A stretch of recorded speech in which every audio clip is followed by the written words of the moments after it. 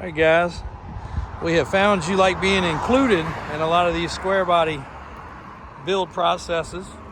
We've also found that a lot of you guys find these trucks before they get on the website, and thankfully most of you guys are kind of starting to understand we do that because we want them perfect before we post them, or as perfect as an older truck can get. So I'm going to use this one as a good example. This truck we actually sold a little over a year ago roughly to one of our very, very, very good customers. Couldn't tell you how many vehicles he's bought, but it's a lot. And he immediately wanted to do his custom touches and some different things, and along with Davis Off-Road on a lot of it. We were a part of some of the build, and it was already a nice truck to start with. This truck came out of Florida. I'll back up and start with that. It's a 1988 fuel injected K30 factory 1-ton crew cab long bed truck. 3+3. 3+3, get that a lot. Best we know, 3 passenger front, 3 passenger back.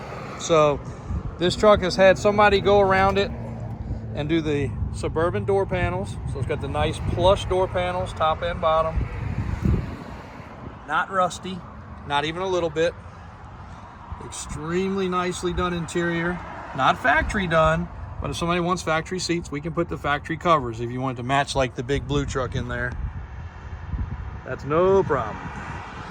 But we like this. It's a little different, tasteful, kind of a, I guess you'd say it's leather. The headliner's in great shape. It's got the newer headrest. Sun visor. Sorry, it's been a long day, guys. But I want to get this one. The dash is in great shape. The gauges are nice. It's got the wood grain trim. You see it's got the mirror switch, which it does not have power mirrors. Those are from a Suburban.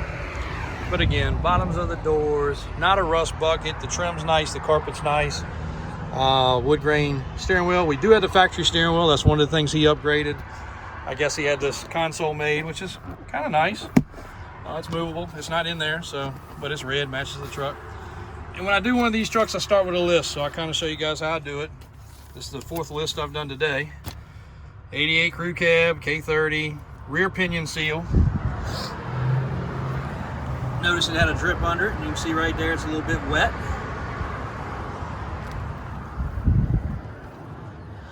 Headlight adjust, master cylinder hose. Okay, just going back over that list real quick.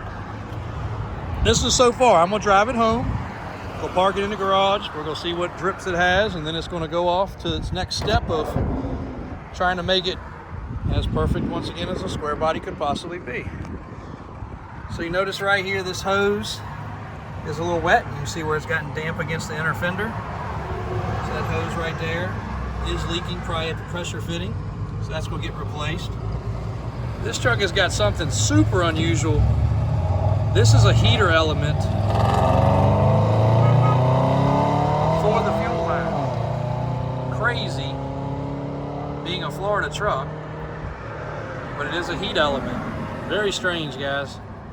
Probably one of the first of those we've seen. I've seen it on some military stuff, but never on an application like this. It's definitely homemade. So we'll probably go bypass and take that off. The AC system's complete, but we are get the AC going. It's not working, so if it needs a condenser, evaporator, whatever, line, whatever we're gonna do. The hood's finished really nicely. It has the felt under it. Could use a little cleaning. We'll clean up the master cylinder. Probably clean up, polish the valve covers up. Frame on this truck's excellent. If anybody's super interested. The underside is also excellent. We have not touched it yet. Very clean. Headlight out of whack. There's a little adjuster up at the top, and the plastic is more than likely broke. And that one's got some moisture, so we'll probably be replacing both of those. When I sold this truck before, I replaced one of these. They just get old and they fog up, so it happens. But under the hood's pretty well presentable. Lots of little clips and ties and things we're going to do. One of the last times it was in the shop, he added the Fox reservoir shocks, the bump stops, the really nice dual steering stabilizers. The front and rear differential were serviced, and chrome covers. The side steps, the visors. It's got dual exhaust. It is a small block truck, if I didn't mention that already. And that's your 1-ton heavy-duty springs in the back. And I think we're going to change it to something a little more era correct on tires and wheels. The boggers are cool. The boggers have a great stance. This is a Dana 60 truck, 14-bolt rear. And I know you guys love the boggers, but I think we're going to do something that I've got up my sleeve that's a little bit new school, old school combination. I think you guys will like it. It's actually on a 79 project truck we're doing right now, and I think we're going to slip them on here. And I think it's going to make somebody extremely happy with this truck. But with the sun shining crazy, it's hard to appreciate the cleanliness. This guy is a clean, buff, wax kind of guy. Like, this truck probably got waxed twice a week. He is meticulous with the way he takes care of his trucks. We also did the stainless brake lines. Just remember that. It's got the proper steering on the Dana 60. But we're going to jump in her and take a ride. Take a ride home because it's been a long day. And the AC comes on, it's just not cool. So all the system here is working. I'll get this glare off of us here in just a second. This truck also was an overdrive truck, but we all know the 700 R4 is a very, very, very poor vehicle as far as transmission. Sorry, I'm trying to read a message here that they're signaling from across the street. The 700 R4 was a pretty weak transmission. This truck does have a turbo 400 in it, backed up with the 350 small block. You'll probably never have to worry about a transmission ever. But the door panels are nice. The fuel injected, don't have to worry about it warming up. It's not gonna cough, it's not gonna spit, it's not gonna act funny. Our oil pressure gauge is in good shape. Voltage gauge is in good shape. Actually has a little tick-tock clock down there that's not working. Oh, it is working. And we'll see if the temperature gauge comes up. The speedometer is working. When my guy drove it back today, he checked both fuel tanks. Let me double check those. Looks like the gauges work on both ends. And he said the speedometer was a little off. He says about 5 miles an hour off. So we are riding on boggers, so you're gonna have a little bit of shake. You might hear my voice there. Aftermarket stereo. It's got the little nice little touch there for the cup holders. Full drive shifter. We're gonna take this stuff out of the floor for CB radio. Again, you can see the dash is in nice shape. But overall, yep. Water temperature's coming up, so all our gauges are good. Check the windows out. Windows are working properly. Hear the boggers in the background.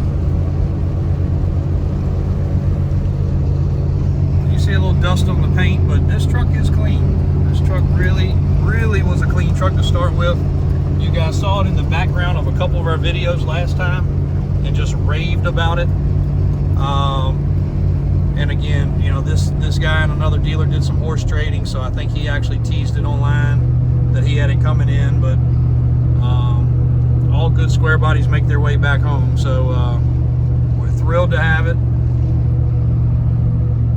We will definitely put it in the hands of another good owner. And some of the thoughts we just had, I chatted with Daniel and Brian, and we walked around the truck, looked the truck over, and maybe doing the power step system and maybe going bigger with it with the steering and the track bar. But the truck, again, that's where the tire and wheel change came from. We said, you know what, it really doesn't need that tire and wheel change.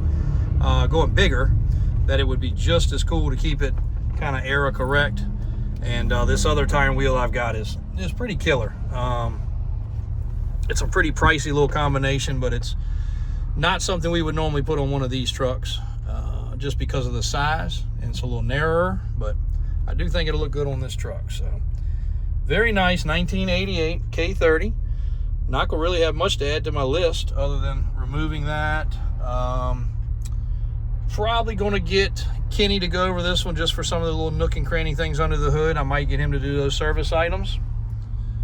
And other than that, cool truck, guys. So this will be a little while before it's up for grabs, but just want to give you a little going over of what a perfect truck looks like, and then what needs a perfect truck may need. And again, I hate using that word perfect because any old truck is going to always have its little faults, but this one's pretty spot on. It was a pretty spot on one, and like I said, the previous owner was a heck of a keep things up to date kind of guy. So we know that part's good, and we'll do our little laundry list of 14, 16 items or whatever it ends up needing, and move it on to the next person, and or turn into the next full custom build for somebody.